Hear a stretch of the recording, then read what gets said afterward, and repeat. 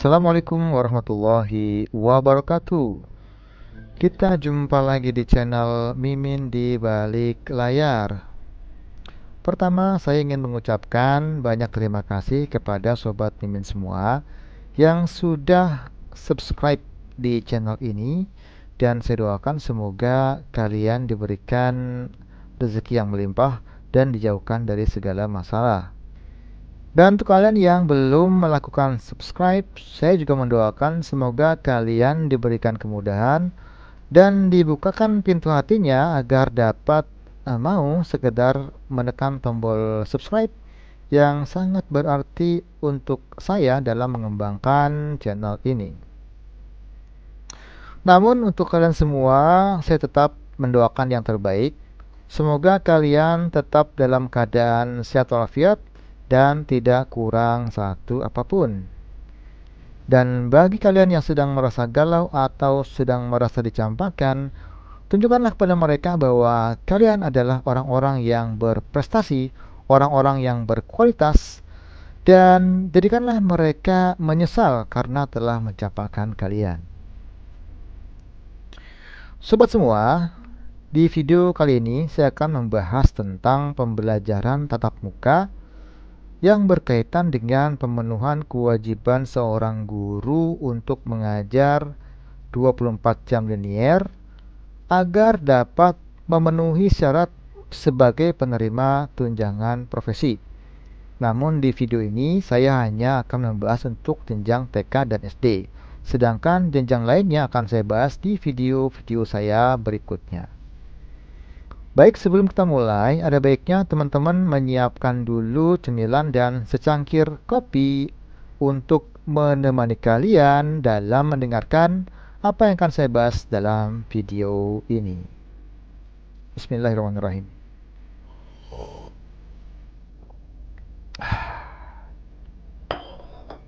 Mantap. Baik sobat sekalian, dasar hukum yang kita gunakan untuk melakukan validasi khususnya untuk penerbitan tunjangan profesi setidaknya ada 3 ya yang kita gunakan. Yang pertama adalah Permendikbudristek nomor 12 tahun 2024 tentang struktur kurikulum mulai jenjang PAUD sampai jenjang SMA dan SMK. Yang kedua adalah Kepmen nomor 449 tahun 2024 tentang kesesuaian mata pelajaran dengan sertifikat pendidik. Dan yang ketiga adalah Surat Edaran dari Dirjen GTK nomor 1311 tahun 2024. Baik, sekarang kita bahas tentang struktur kurikulum pada jenjang TK. Untuk jenjang TK, struktur kurikulum memang tidak serumit dibanding dengan jenjang lain ya, karena di jenjang ini hanya ada satu mapel, yaitu mapel guru kelas TK atau guru kelas PAUD. Dan menurut Kepmen 449, kode-kode sertifikasi yang dapat mengajar di jenjang PAUD atau TK adalah yang pertama, guru kelas TK dengan kode 020, kemudian guru kelas dengan kode 024, kemudian guru kelas RA dengan kode 021, dan satu lagi kode sertifikasi dari guru jenjang lain yaitu guru bimbingan konseling dengan kode 810. Lalu bagaimana dengan kode guru kelas SD atau 027? Untuk guru kelas SD dengan kode 027 memang tidak termasuk dari kode yang dapat linier dengan guru kelas PAUD ya. Jadi untuk guru-guru SD dengan kode 027 tidak dapat mengajar di jenjang PAUD kecuali mereka memiliki S1 yang linier dengan jenjang PAUD. Baik, kita lanjut ke linearitas guru TK dengan prodi S1. Untuk guru-guru di jenjang PAUD ini yang tidak linier dengan sertifikasinya masih dapat linier jika memiliki prodi S1 seperti yang tercantum dalam SE nomor 1311. Teman-teman dapat lihat sendiri di dokumen tersebut. Namun di sini saya sudah mensarikan ya, yaitu ada 23 prodi S1 yang dapat linear dengan guru kelas TK atau guru kelas PAUD. Teman-teman dapat lihat sendiri di layar monitor ya. Namun saya perlu ingatkan bahwa guru-guru yang ingin dilinearkan dengan S1-nya harus sudah melakukan forval S1 terlebih dahulu. Karena jika tidak, maka prodi S1 Anda tidak akan terbaca oleh sistem. Oke, saya lanjutkan ya.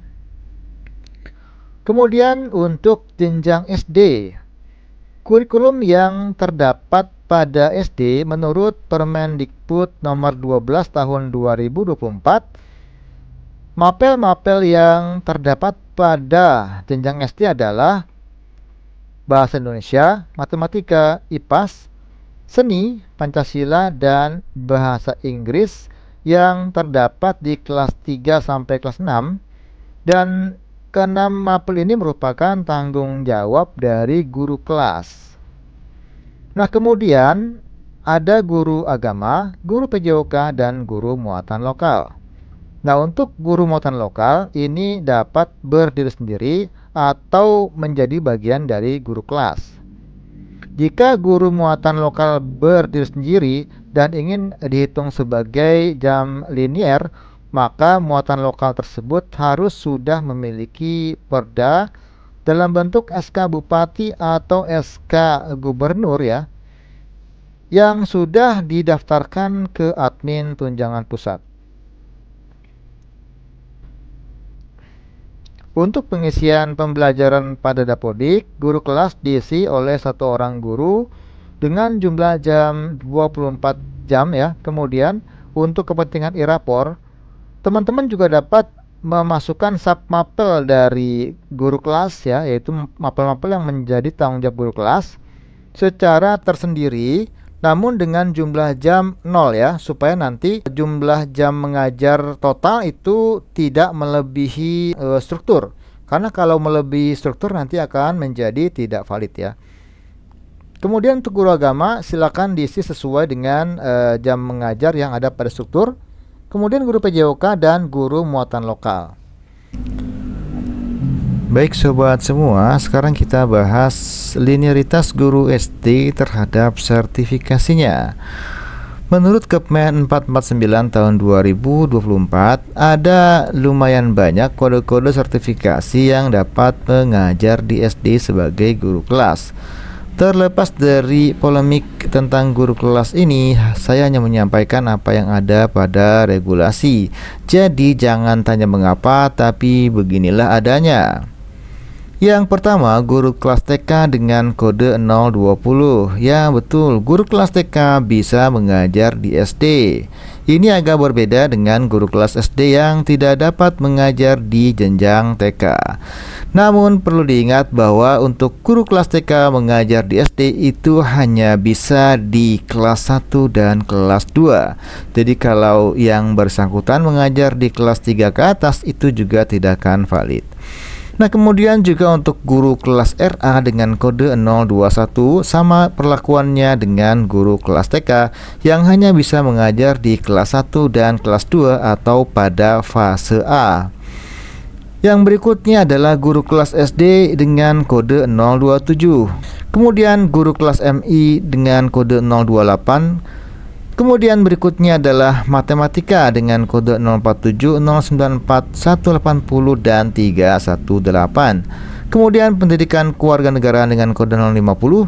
Kemudian kode bahasa Indonesia dengan kode 054 atau 156. Kemudian guru IPA ya dengan kode 057. Kemudian guru dengan kode IPS yaitu 060. Yang berikutnya ada juga kode PKN dengan kode yang berbeda yaitu 084. Kemudian guru bahasa Indonesia dengan kode 087, guru bahasa Inggris dengan kode 90, 157 dan 311. Ya betul, guru bahasa Inggris bisa mengajar di jenjang SD sebagai guru kelas. Sekali lagi jangan tanya mengapa, tapi beginilah adanya. Baik, Masih tentang linearitas guru SD terhadap kode sertifikasinya.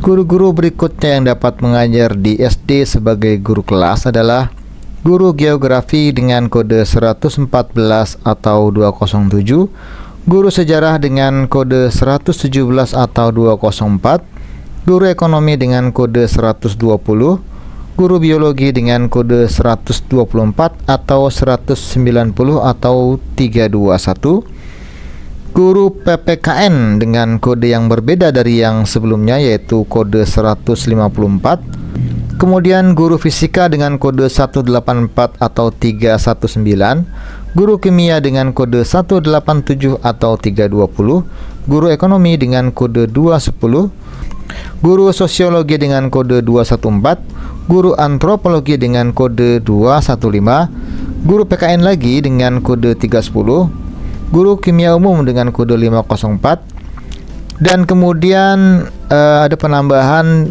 guru pendidikan luar biasa atau guru pendidikan khusus dengan kode 800 bisa mengajar di jenjang SD. Kemudian yang terakhir adalah guru bimbingan konseling atau konselor dengan kode 810. Jadi demikian ya, sekian banyak kode sertifikasi dari guru-guru yang dapat mengajar di jenjang SD sebagai guru kelas. Sobat Mimin sekalian, masih seputar linearitas untuk guru SD pada jabatan guru kelas ya, khususnya untuk guru-guru yang sudah bersertifikat namun mengajar tidak linear dengan sertifikatnya. Masih dapat dihitung jam linearnya jika memiliki prodi S1 yang sesuai dengan jabatan tersebut, seperti yang tercantum pada Surat Edaran Direktorat Jenderal GTK nomor 1311 tahun 2024. Di sini saya tampilkan beberapa program studi S1 yang dapat linear dengan jabatan guru kelas di SD. Namun untuk lebih lengkapnya, teman-teman dapat langsung mendownload dokumen tersebut di halaman berikut ini.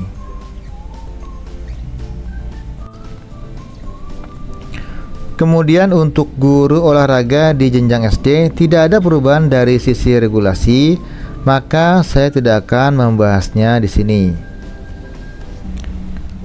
Baik sobat sekalian, sekarang kita coba membahas sedikit tentang pertanyaan-pertanyaan yang sering dilontarkan yang berkaitan dengan pembelajaran di jenjang SD atau dalam bahasa Jawanya frequently asked questions. Oke. Pertanyaan yang pertama adalah guru bahasa Inggris dari SMP yang diangkat menjadi P3K dalam jabatan guru kelas SD harus mengajar bahasa Inggris atau guru kelas?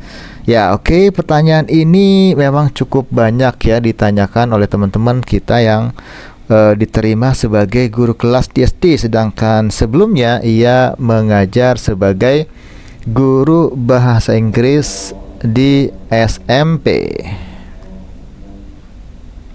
Dan jawaban atas pertanyaan ini adalah guru tersebut harus mengajar guru kelas karena memang guru dengan latar belakang bahasa Inggris baik dari S1-nya atau dari sertifikasinya itu sudah linear dengan guru kelas di SD. Kemudian pertanyaan yang berikutnya masih seputar guru bahasa Inggris yang diangkat menjadi P3K ya. Untuk kasus ini agak berbeda, guru tersebut yang diangkat menjadi P3K dalam jabatan guru kelas namun belum mendapat penempatan di SD. Apa yang harus diajarkan oleh guru tersebut? Oke, jadi untuk kasus ini guru bahasa Inggris yang diangkat menjadi guru kelas di SD namun belum mendapat penempatan di SD, maka yang bersangkutan masih dapat mengajar di sekolah asalnya dan mengajar bahasa Inggris dan tetap akan linear karena memang yang bersangkutan memiliki sertifikat pendidik bahasa Inggris.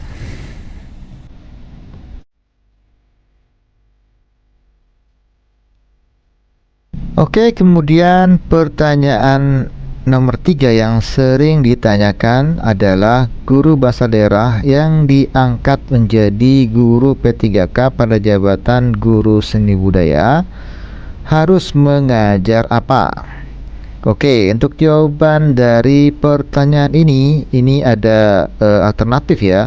Yang bersangkutan dapat mengajar muatan lokal, yaitu muatan lokal bahasa daerah jika memang bahasa daerah tersebut sudah disahkan menjadi muatan lokal oleh peraturan daerah dengan adanya SK Gubernur, SK Wali Kota, atau SK Bupati. Untuk muatan lokal dapat diajarkan di SD atau SMP. Namun jika yang bersangkutan tidak mengajar bahasa daerah, yang bersangkutan dapat mengajar seni budaya di SMP.